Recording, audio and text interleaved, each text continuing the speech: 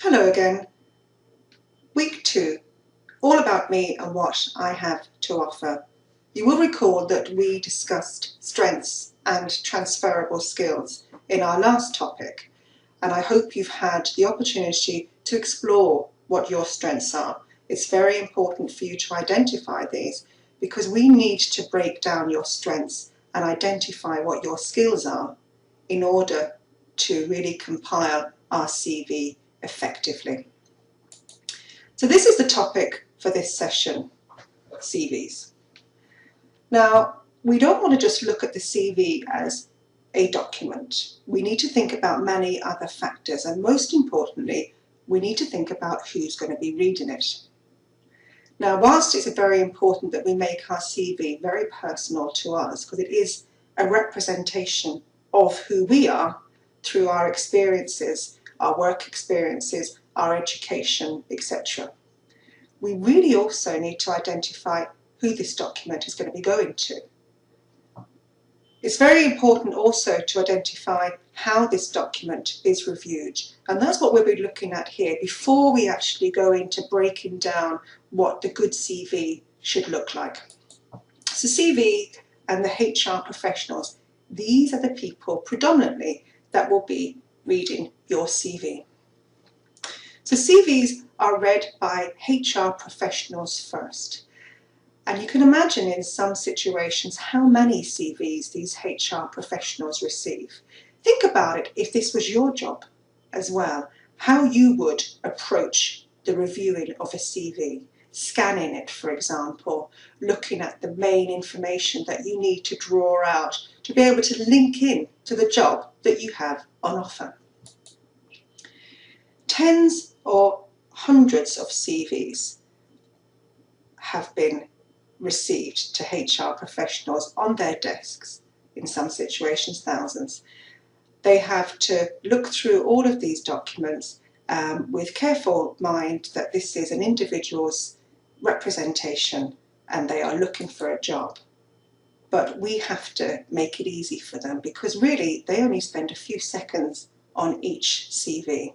We've spent hours maybe developing it. So we need to make sure that it's catchy, to the point, and that it will get attention. So there's no time to hunt for what they want. We want to make sure that the HR professional doesn't have to spend a lot of time hunting around our documents, looking for the information that they need to match it to the job. We need to make sure that we've done this already. So we need to make it easy for them. We need to spell out what you can offer.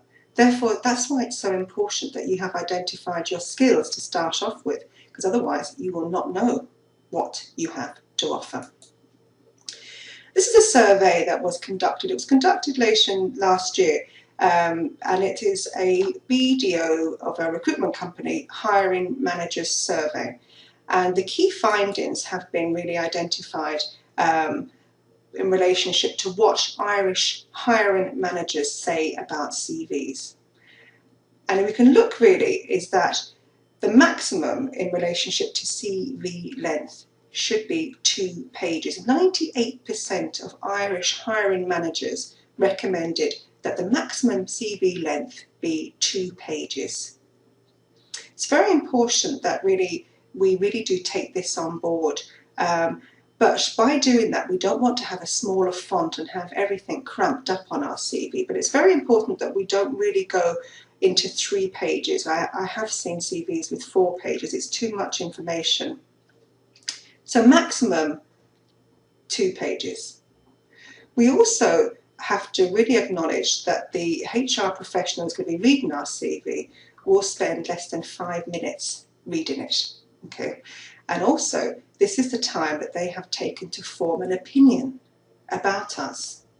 If you think about if you were reading somebody else's CV, how quickly you could form an opinion on them based on the information in that document. This is exactly the same thing. So really, it's the importance really of a career overview. And it was deemed as 87% stated it was important that the career overview is stated in your CV, and that it's a build-up really, a progress of your development in employment, or in some situations in education. The biggest red flag, interestingly enough, as we've mentioned this already, is spelling and grammar mistakes. This shouldn't happen. We have to make sure this does not happen whenever we put any information about ourselves out to a potential employer. It doesn't take long to check. And also the importance really of a cover letter.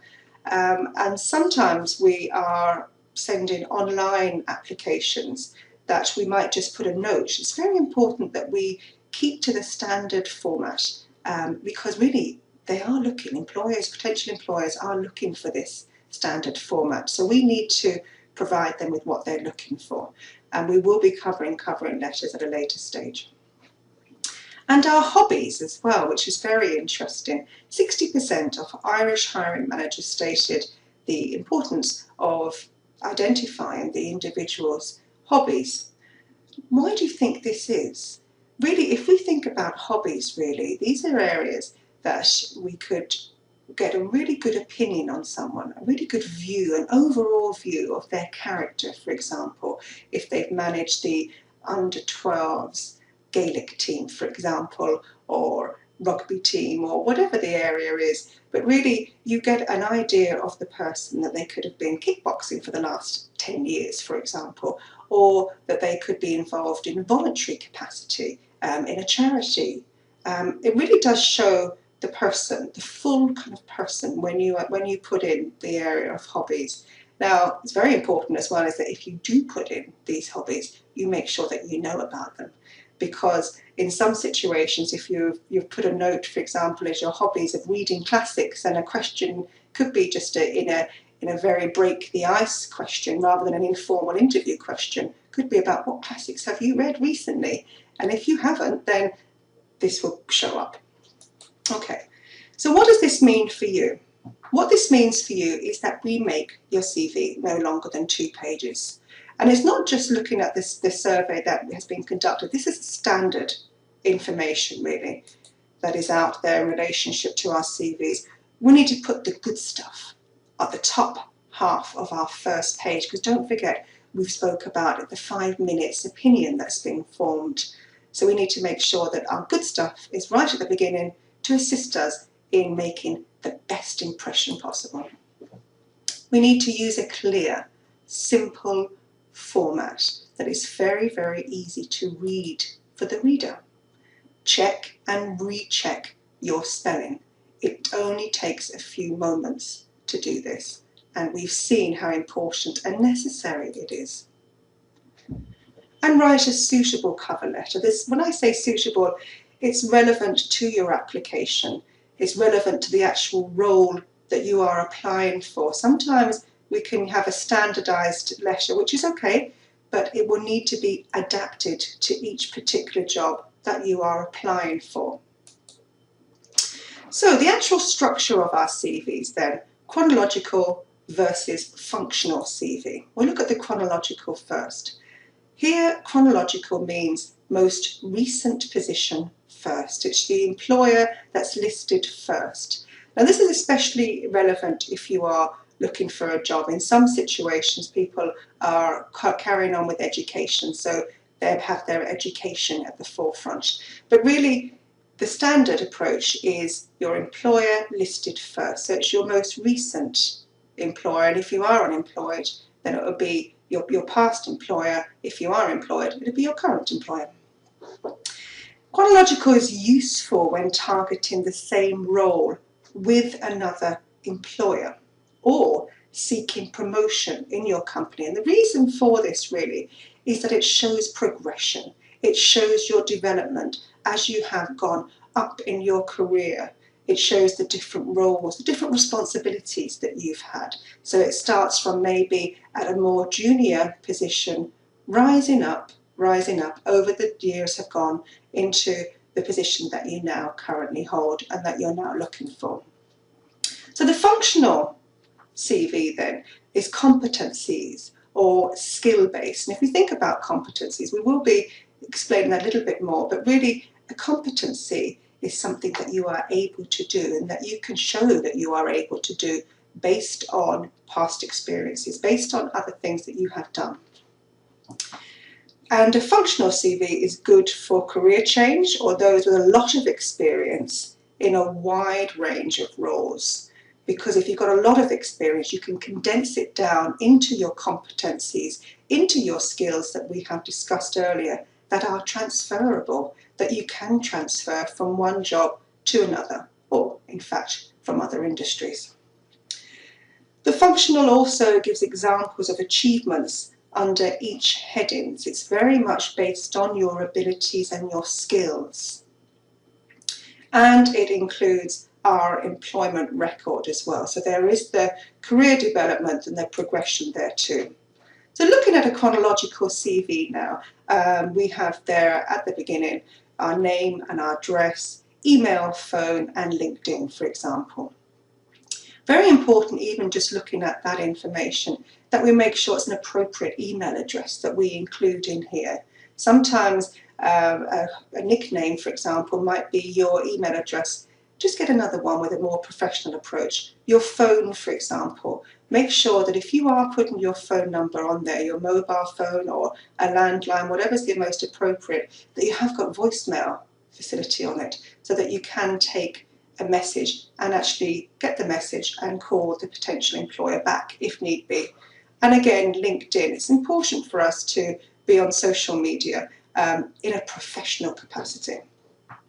So your profile there, this is just an example, focused and energetic business manager with etc, etc. And I'll give you a more beefed up version later on. The career summary then, for example, ABC company, where that it actually is, the location, from the times, normally you'd have your month and your year, and then you'd have what the actual role is. Then you can see the bullet points, you've got the achievements. These are the things that you achieved whilst in this position. And then as you see, this continues on throughout your career summary. And then you'll have your education and training, your qualifications, the college, the due date, qualification in some situations, or the date that you actually received your certification. And then your skills, looking really maybe here, for example, IT skills, for example, or communication skills, or team working. And then personal achievements and interests, for example, completed marathon, chaired parents' council, volunteered in a certain area, coached under 8's GAA team, and references on request. So that's just a basic look there at the chronological CV. So really, if we look at it in more detail then, we got the name, we've got the email address, and we have the mobile phone number. The profile there, dedicated Java developer with experience of working on projects in Ireland and the US. Strong business awareness with experience in software, services and retail sectors. Works well independently or as part of a team, dealing effectively with competing demands. Experienced at resolving problems in a timely manner to ensure client satisfaction. Now that profile really does pack a punch, because if you break that down into areas that we were looking at earlier on, into your skills, you can see the amount of skills that this individual has. Their career summary, for example, that's been completed in more detail. The achievements there, worked as part of the team in Denver for 3 months, developed software to manage event bookings, for example. And the other examples there in the other companies are there for you to read as well. Then it's got the education and training, and the skills, and the personal achievements and interests. So looking more now at the functional competency-based CV, again we have our structure, which is similar to the last CV, and you'll see here in more detail that we have the profile, the key achievements, and they are really broken down into the areas. So say, for example, our software development, that's been broken down. Our team working, that's been broken down. the customer service, that's also been broken down. So it's really, really focusing in on what we have done, because this is saying we've done this, we're experienced in this, we can do this again. So how to tailor a CV to your audience? The most important thing to do is to read the job description. And it's very, very important that you get your hands on a job description, because this really is, as it says, it's describing what the job is. So without this information, we don't really know. So we need to be able to have the job description, or in some situations, the person's specification. And this specifies what sort of person that they're looking for. So we need to read this and reread this. This is something that we're going to be looking over a lot when we're applying for a job. We need to highlight what are the key skills that the employer wants. What are they looking for? And this can only be identified from this job description document, or indeed the person's specification. We need to be able to include these in our personal profile. Obviously, if we have them, of course, we want to be able to include them. And again, this can only be done if we've already broken down what our strengths are and what our skills are. This is very important that we do get to know ourselves, because as I've said before, if we don't get to know ourselves, how can we present ourselves when looking for jobs to a potential employer? We need to also include evidence in the first page of your CV where possible. And this evidence is backing up our profile, basically, because anyone can get a profile that can say that you're absolutely wonderful. But the thing is, we need to be able to back this up. We need to be able to prove this. And it's very, very important that we prove it to ourselves as well, and that we make sure that anything that we have on these documents that are honest and truthful to you, that they're personal to you. We don't want to use some jargon and terminologies that really is not the way that we talk. We need to make it very, very personal, but also very professional. So use the employer's words back at them.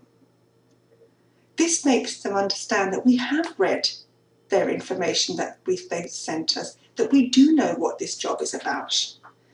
And this is why you need a different CV for each job. I'm sure you can understand and appreciate this, that you have to actually go through this process for each particular job. There are some situations when jobs are very, very similar, but I would really advise you to make sure that you make a different CV for each job and save each copy of your CVs.